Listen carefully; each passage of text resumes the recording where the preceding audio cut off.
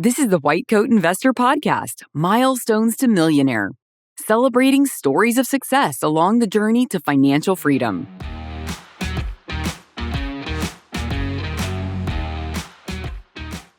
This is Milestones to Millionaire Podcast number 237. Plastic surgeon hits mid-career milestones. This podcast is sponsored by Bob Bayani at Protuity. He's an independent provider of disability insurance planning solutions to the medical community in every state and a longtime White Coat Investor sponsor. He specializes in working with residents and fellows early in their careers to set up sound financial and insurance strategies.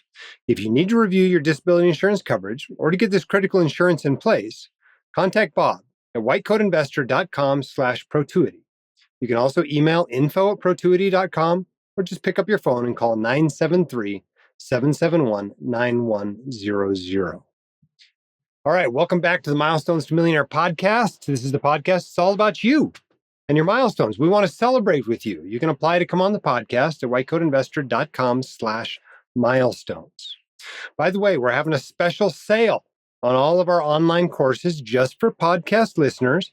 It's 20% off through the 29th of this month, just a few more days. Use the code podcast20 to get 20% off all of our courses. Now, all of them are sold with 100% money back, 1 week, no questions asked, guarantee. As long as you've watched less than 25% of the course, we'll give you your money back. So there's no risk to you.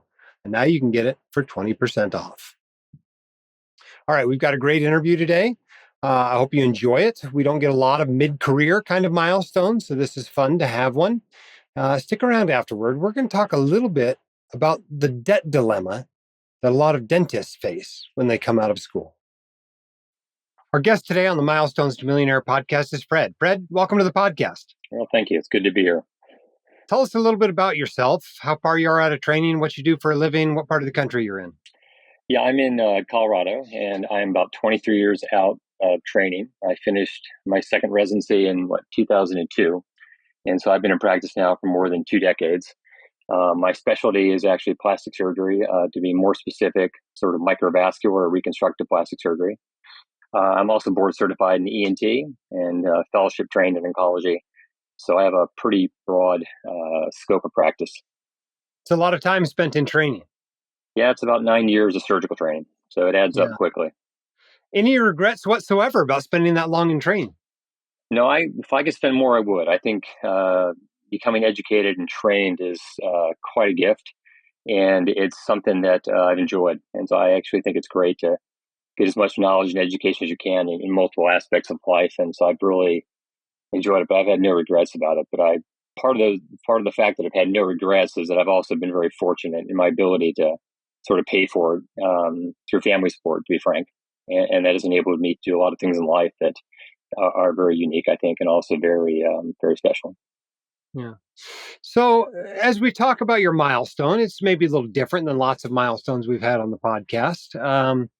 You've been able to reach a certain level of financial security that allowed you to spend some time and peace of mind to actually do some writing, get away from surgery quite as much and do some writing.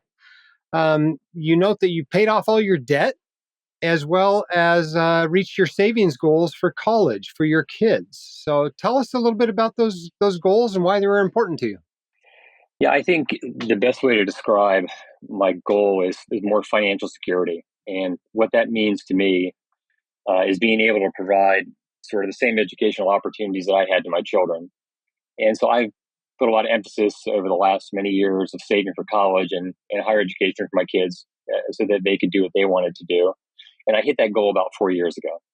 I also paid off all my debt in terms of mortgages and other, my wife's educational loans. And so it's something that I have no debt, and basically my kids can kind of do what they want from an educational standpoint. And once I hit those goals, I think there's a big burden. It was a burden off my shoulders in terms of what I could do. It just made, I love what I do. So I've really never thought about retiring early. I actually love what I do. So I've never wanted to sort of become retired at 40 or 50, not even 60. So it's something that once I hit those goals, it sort of gave me some freedom, or at least peace of mind. Did you cut back on how much you were working and earning after reaching those goals, or was it just more a sense of peace of mind? It's peace of mind. I mean, I cut back a little bit. I still take a lot of call. I still work 5 days a week, but I was taking off some afternoons, and I was taking off, some days that I might not be on call. But I've been in a routine now for 20 years, and I think most surgeons are like this. They get up very early, they go to bed very late. They get their own personal stuff done before 7 o'clock in the morning. So from 5 to 7, it's a routine that once you're in it is kind of like something that you're comfortable with, and it's hard to shake. And so if you shift things around a little bit, there's a lot of time in the days before people get up, they can get work done. Tell us a little bit about your college savings goal. What were you trying to accomplish there, and how did you do it? Yeah, so it was 529 plans, and I started literally the first month that I became an attending, and I just started socking away money for both my children, or I only had one at the time, but eventually the second. And that was just an automatic withdrawal rate of a certain thousands of dollars per month. And then my dad was able to also give me some money for college for my kids. And so we have a lump sum of money now, which can enable them really to go to any private school they want. And if they don't want to go to private or any school they want, it doesn't matter. They've got the ability now, I think, to make a choice that's their own. How did you decide how much was enough in that fund? Well, I looked at the schools that I went to and extrapolated what they would be. And then times, and so it's a lot of money. Yeah, it's. I So, mean, it's. did you include medical school as well? Well, I wish my kids would go to medical school. I would be delighted if they went to medical school. I don't think they will. I think they prefer other aspects of education. But if they decided they wanted to do that, I would find the money for it. But you didn't include that in your goal, though. Your goal I did was not know. private college. It's private college and probably 1 to 2 years of graduate school. Okay. So, did you ever put a number figure on that? Did you say, I want to have 250,000 in there, or how did you pin it down? It's probably 400 to 500 per child. Yeah, that ought to pay for a very nice college education as well as some graduate school, unless you pick the very most expensive place you can find in the country. Well, it's a little bit about choice. I mean, my parents were very well educated, and my dad always told me a story that. So my dad was his father was straight out of Greece, and he was a first generation immigrant, and his dad owned a Greek diner in Philly, and he was able to go to school, able to go to Penn because the owner, his dad, became basically an indentured servant to another Greek. He sold the restaurant to him and put his son through college. And so that lesson, my dad always said to me, I'll pay for whatever you want to do. So I've taken that lesson to my children. Yeah. Now, there's a very good chance you have overfunded these 529s. Mm-hmm. They will not actually spend that much. What's your plan for any overfunding? Well, they can take it to their kids. You're just going to change the beneficiary to the grandkids? Change the beneficiary and make it a fund for education. And that could be whatever they define as education, as long as it has value for themselves, and it could be their children. But the comfort of knowing that you can receive an education no matter what the cost, that's a great thing to give somebody. Yeah. Now, let's talk a little bit about paying off your debts. What debts did you have when you started? It sounds like your parents helped you with your education. Did you have student loan debts as well? My parents paid for college, for medical school, and then I went to graduate school twice. Once during medical school, once during residency, and so they paid for basically my graduate school. One of my residency programs paid for one of my graduate degrees, but it was paid through my parents, and the money was always there. I knew very little about finance, probably until I was an attending, to be frank. I mean, I knew that you should invest in pre-tax accounts to the max. I don't think I had a brokerage account until probably 10, 15 years ago. So the focus was on sort of becoming educated and obtaining a skill set and a knowledge base that would kind of help others, and that was the focus. Yeah. Now, so your debts were what? A mortgage, or what else did you have? The debts I had were 2 mortgages, and then my wife also she's a teacher. She went to school to be a teacher, and there was debt for her undergraduate as well as her graduate degree, and so that was some family debt for education. So it was that, mortgages, and then if you think about saving for college for 2 kids, it ends up being a lot of money. And once that was all paid off, which was really about 4 years ago, that's sort of when the peace of mind became sort of very realistic. Yeah. So what was your goal as far as paying off your mortgage? How long did you want to take to pay it off, and how long did it take you? And It tell took us it. about Yeah, how it you took. budgeted to do that. Yeah, so I finished training at the age of 37, and so a lot of surgeons don't finish training until mid 30s. In fact, at least for plastic surgery, everybody, well, I would say most people in my generation, finished a separate residency first. They did general surgery, ENT, and then they did a second residency in plastic surgery. And then you throw in research on top of that. Most of us finished mid 30s, late 30s. So I bought my first house at 37 and didn't pay that house off. But when we moved, I eventually paid that house off in about 8 years.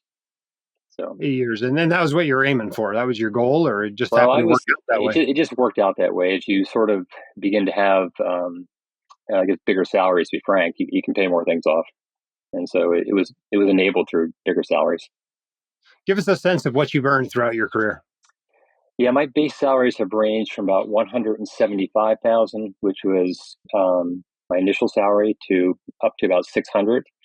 And that does not necessarily include bonuses. Those change according to the year and the institution and then the frameworks for bonus structure. But that would be a rough estimation.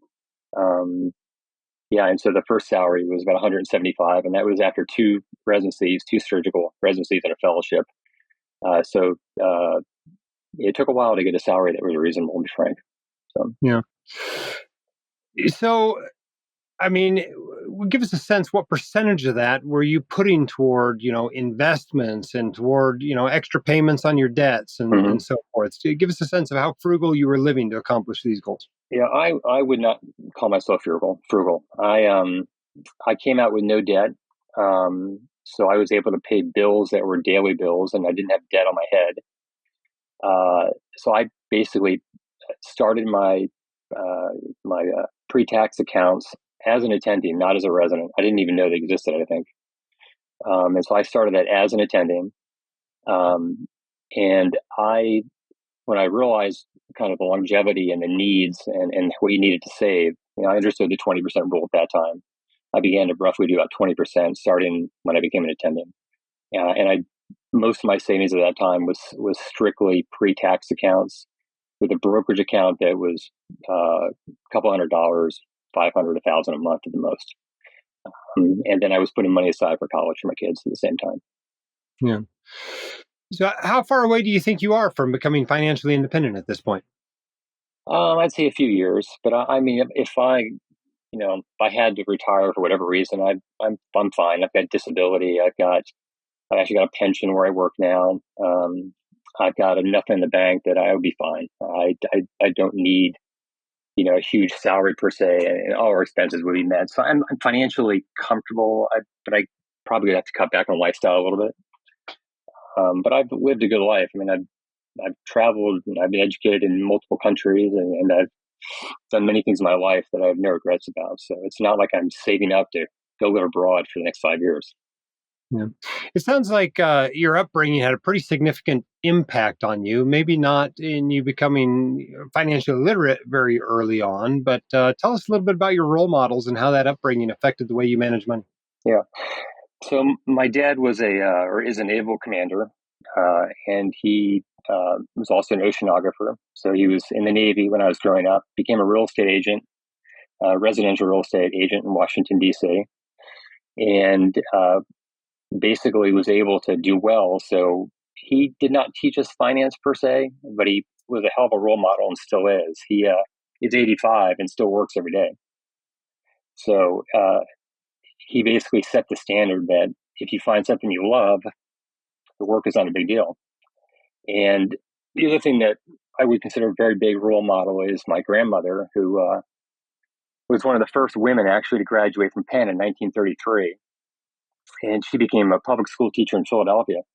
And her discipline was history, and that's what I've studied as undergraduate and in graduate school: history, European history, and medical history. So when you have role models like that are stressing education and are giving you security, it's kind of what you want to do.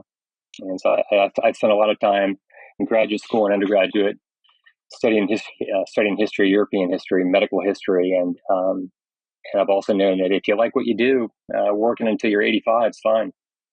and it's actually enjoyable. Yeah. Now, you published a book recently, Reflections of a Microvascular Plastic Surgeon Reconstructing Shattered Lives. Tell us a little bit about the motivation to do that, as well as the financial aspects of it, and what you learned from it. So I must say I was getting somewhat demoralized by kind of the whole COVID situation in 2021. And then part of that motivation to write a book was actually to sort of help with that morale. And I also just don't think people understand how hard trauma surgeons work, how hard reconstructive surgeons work.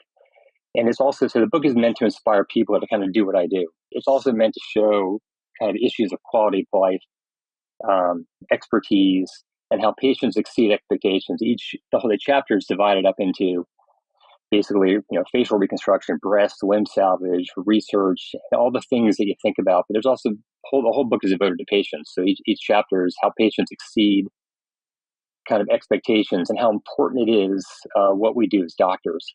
And I think when people see the value in it, they begin to get reinforced in kind of their career choices and what they're doing. So when you're working 12 hours doing an operation, you're tired, but there's extreme value.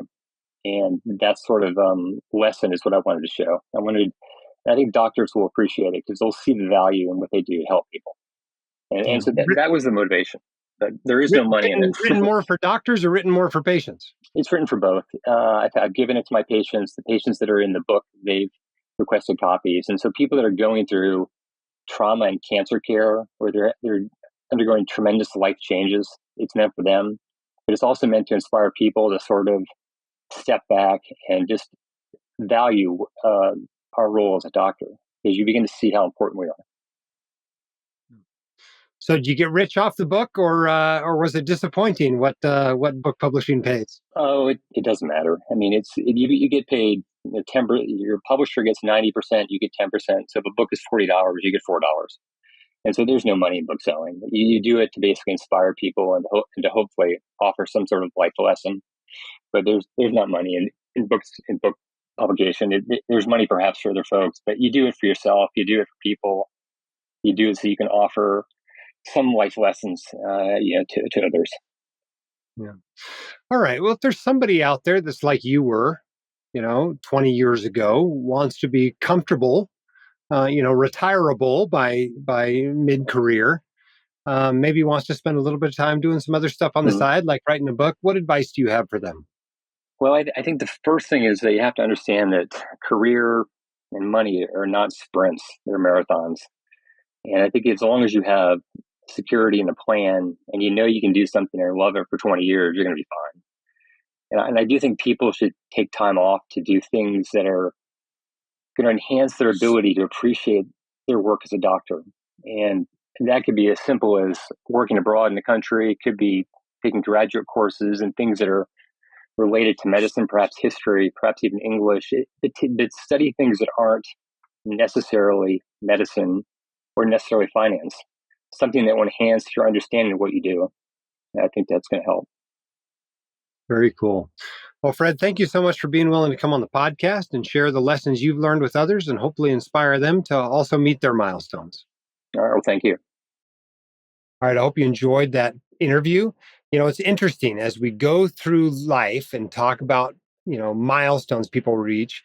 People are very upfront and very clear and detail oriented when we're talking about the first few milestones, getting back to broke or hitting a net worth of 100,000 or, paying off their student loans, those sorts of things. As we get further out, people get vaguer and vaguer and vaguer with the specifics. I think just looking for a little bit of privacy. And by the time they get to milestones like being a decamillionaire, they want to be anonymous completely. So it's always interesting to talk with people about their milestones. But, the more you're willing to share, the more the podcast listeners love it for sure. Now, I promise you at the top of the podcast, we're going to talk a little bit about the debt dilemma the dentists face. And here's what the dilemma is primarily, right? You're already going to dental school. And if you're like most dental students, you're paying for it with debt, which means you're coming out with something on average around $300,000. That means lots of you have more than $300,000. $400,000 or $500,000 is not unusual at all. And if you go do a residency of some kind, like many dentists do, a lot of those residencies don't pay you. It's very different from medical residencies. In fact, sometimes you have to pay tuition still while you're in residency. And so not only are you not making payments on your debt, but it's continuing to grow, not only from the interest on the money you borrowed in dental school, but from money you're still borrowing to get through residency. And so the highest dental or the highest student loan burdens we ever see are usually from dental subspecialists. It's orthodontists and they owe $1.1 million or $800,000 or something like that. If you pay for your undergraduate and maybe some sort of post-grad degree, a gap year or something in dental school and your ortho residency, and you pay for it all with debt, it's not unusual to be in the high six figures or even seven figures just with your student loans. But I don't think that's necessarily typical for most dentists. I think most dentists are coming out with $300,000 or $400,000 or $500,000. But that gives them a dilemma, right? Because they come out of school or they come out of a 1-year, residency of some kind, and then they want to practice dentistry. And they have a couple of choices. One is to go work as an employee in somebody else's practice. And maybe that practice is owned by, another dentist. Maybe it's owned by private equity. Maybe it's owned by somebody else, but you're an associate. And you're probably not getting paid all that well. It's not that unusual even to be paid in the low six figures, less than $200,000 as an associate. And that doesn't work very well when you owe $400,000 or $500,000 in student loans, especially if you're ready to go buy a house. And with the housing crisis today, in a lot of areas of this country, it's hard to get anything decent for less than $400,000 or $500,000 or $600,000, it seems like.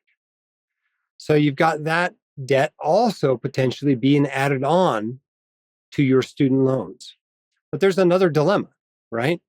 Because many dentists, if they run a successful practice, make more, dramatically more, if they own the practice. And so one of the best ways to actually boost your income is to buy a practice. But that means either starting it yourself, which can be challenging, or buying it from a retiring dentist. And you're probably going to need a practice loan to do that. Maybe it's another $500,000 or even $1 million. So the big question a lot of dentists have is, should I keep working as an associate, or should I take on even more debt than my student loans and my mortgage? And the answer, I think if you're really willing to get after it, and this practice really makes sense to buy, you've really done your due diligence on it, and it's going to help you significantly boost your income, is probably to take out that debt. But you've got to live pretty darn frugally for a number of years to manage this triple onslaught of debts between your mortgage and the student loans and the practice loan.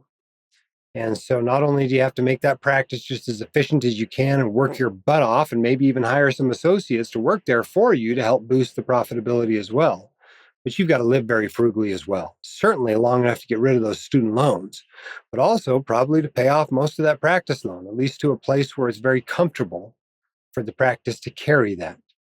And then, of course, nobody wants to be in mortgage debt for 30 or 40 years. So you probably want to pay that off in some sort of shorter than 30-year period as well. That's going to take some careful financial planning and budgeting. But don't worry, you're going to get there eventually. You're going to be able to live on that nice doctor salary eventually.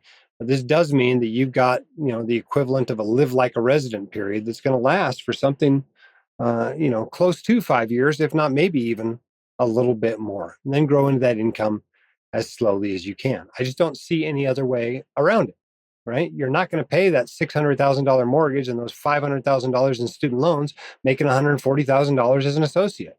You've got to figure out a way to get your income up. You've got the education. You probably need to take on some business risk, and yes, probably carry a little bit more debt to get there. Hope that's helpful to you. This podcast was sponsored by Bob Biani at Protuity. One listener sent us this review. Bob has been absolutely terrific to work with. Bob has always quickly and clearly communicated with me by both email and or telephone, with the responses to my inquiries usually coming the same day.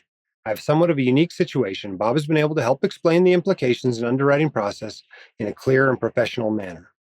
You can contact Bob at whitecoatinvestor.com/Protuity.